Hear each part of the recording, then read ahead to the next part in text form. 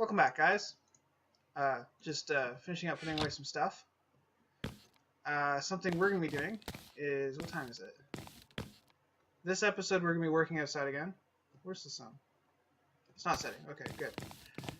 We're going to be working on something I've wanted to do for a long time, but never really understood how or what I was wanting to do. And that's this. You probably guessed by the number of bones and saplings and stuff what we're doing. We are thickening the forest, essentially. The goal... Where's the sun? It's moving there, okay. The goal is to make this area here thicker. This entire area. Like this this path here, if we had the map, this used to be this kind of birch and oak forest, right? We had it clear cut and we thickened it out, and it's pretty thick, but it's not thick enough. Such as I used to, and still do some days, jump over this wall to get over and around to the village. So what I want to do is I want to bring this forest, if I can, to about here. Like have it follow the grass, if you will.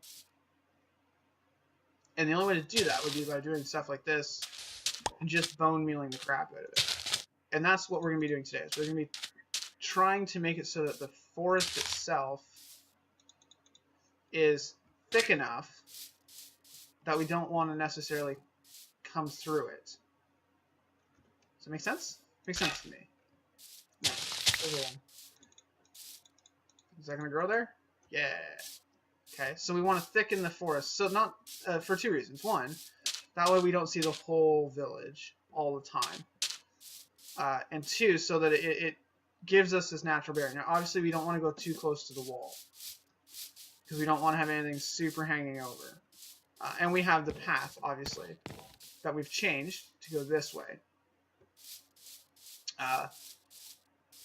And the reason why I want to do this is because eventually, one of the future episodes, we're going to be doing this again, where we're going to be filling out the rest of this. Because this area here, outside our walls, is what I refer to as a pseudo-safe area. The idea for it, okay, is that it's theoretically dynamic. So if a creeper does get in here, it shouldn't spawn in here because we have the lights in the ground, these. But if it does spawn in here and it detonates, if it detonates near the wall, we repair the wall. But if it detonates, like say if it detonated over here and blew apart this tree and like this chunk here and stuff like that, you don't repair it and try and bring it back to exactly the way it is. What you do is maybe you put another tree here, bring the tree back because it regrows its leaves. Or maybe you have the tree fallen over and over a crater, and then you have like the leaves and stuff in the bottom, and you put little fencing and stuff around the crater, so it acts as more of a dynamic environment. It's not technically ours, but it's close to ours, so we want it looking good, but we don't necessarily want to completely control the environment. And with this dynamic flare, it makes it so the world isn't so, well, for the exact opposite of dynamic, static. Ooh, looking at the moon, are we? Because that's one of the big problems I find with Minecraft, is that the world is very static, especially in single player. Because the only way the world changes is by Endermen picking up blocks, creepers detonating and blowing up blocks, or players modifying the world. But with single player, there's only one player. And I don't want to just constantly be going out trying to modify the world just so that it's different every time. So the idea of the dynamics is to use the creepers to your advantage. If they detonate, you don't try and repair it 100%. You just try and put things back to where it still serves its same purpose, more or less. So what we're going to do is we're going to focus on just thickening out this forest a bit. We got to use the birch sparingly because we don't have a lot of it. But the birch doesn't necessarily need to be gone, right? Like you can still see it from other locations. Let's put a birch here. There we go. Now, the idea is that we want it thick enough that this will obviously have to get moved and dealt with. We want it pretty much to join up here. Okay. I want it thick enough that we could theoretically still path our way through it. Or, I guess, loose enough that we... Oh, there we go. Now we're talking. Put a big tree right at the end. It's looking beautiful. So maybe we'll put a birch over here. Just to kind of push it out a bit. Over here. Come on. There we go. Because it gives us access here, but that's a pretty straight line. I don't really want the straight line if I don't have to. So let's put an oak there and an oak there, and we'll see what we get. There we go. So that gives us a little bit more like a bubble effect. And the idea is that this is creating, from the inside anyways, a visual barrier. I don't think we can actually get on top. That was kind of designed so that mobs couldn't do it. So why would we be able to? Silly retaining wall or defense wall doing its job the way it's supposed to. Oh, we can go up here. Right, so the idea is that it creates, see, a nice little visual barrier. So it feels like we're in forest. And the best thing about it is it makes these, our tree farms, blend in a little bit more. Right? So you can still see there's village, but you can't see the opening to the village and stuff like that. And this area here, because it switches to spruce, we're actually going to carry this out as well. Like we're going to push this one out as well, because here's the thing: when you come out, you look across here. Once you hit here, you're effectively out of the forest, and I don't like that. What I want to do is I want to carry this, following this line to about here. And maybe have it curve back out to here. So this here would act as the... I don't really have anything to do it with, do I? I want it so like this is the exit. Like we obviously don't need this over here anymore because we're not going to be carrying over to this tower. So I'm going to take all these torches out because we don't need them. Because this tower is coming down. But the idea would be that you would carry out to here, and that would be where the forest ends. So super thick forest and like with the fences and stuff like that on that side. Same idea here is you carry the forest down and around until it gets to over here. So it starts to thin here and would carry itself and bubble back. So that when you're coming through, it's more of like an S curve. So you can't from here immediately see that you're exiting.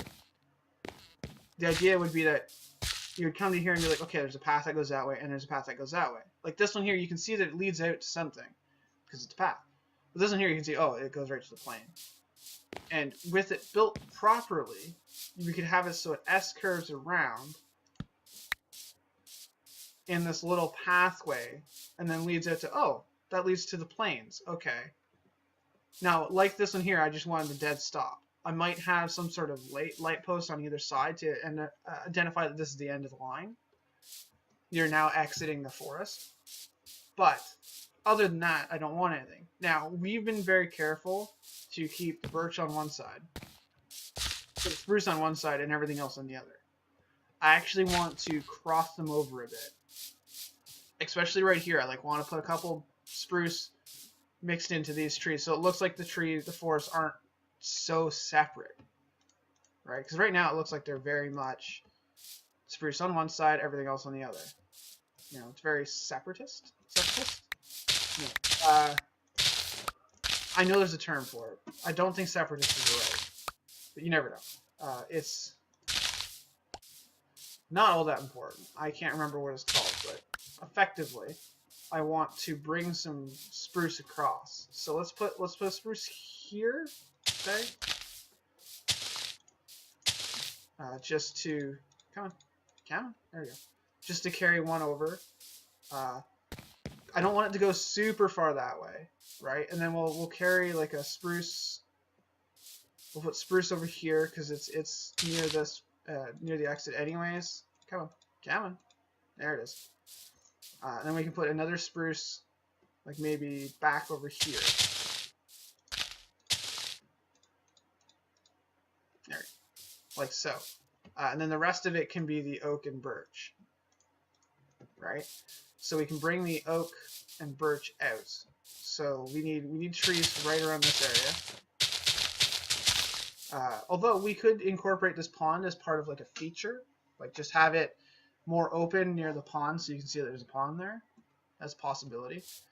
Although we didn't do that over here, did we? Because we weren't close to it. So when we get down and around there, we could again. Because we're going to come right past, or right to it. Nah. We'll just seal them in. I like just having the pure forest effect better. So the path is supposed to be here. So we should technically have trees all around in this area. So if we grow these trees, we can start to get a feel for it. Like we need to thicken this up.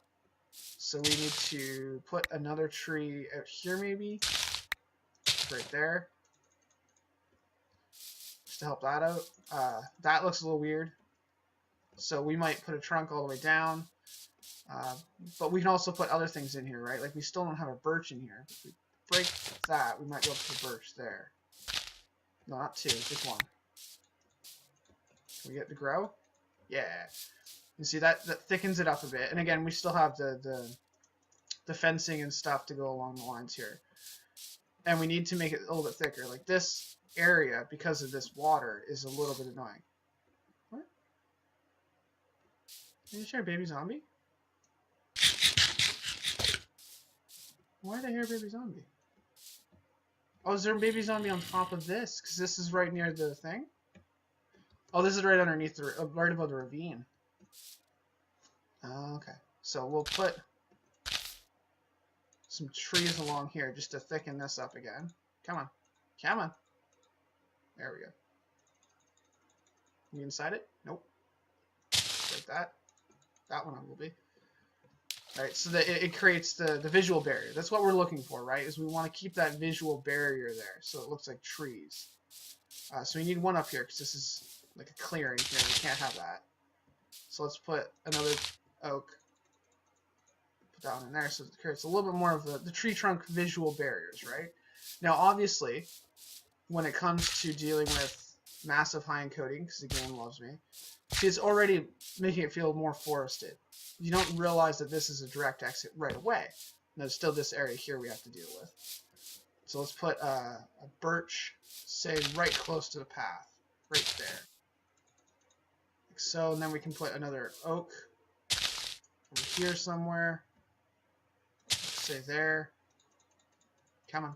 Come on. There we go. We can put another one just over on this side of it. Stand inside it. Oh, perfect. A nice low one, too, so it creates that visual barrier, especially once we get the fencing and stuff in here. This is actually looking really good. Then we can get some spruce and stuff filled out down here as well. I realize I'm getting a lot of high encoding. A lot of, whatchamacallit, a lot of lag for you guys. I don't intend to be doing that, but I guess it's possibly the running water doing it.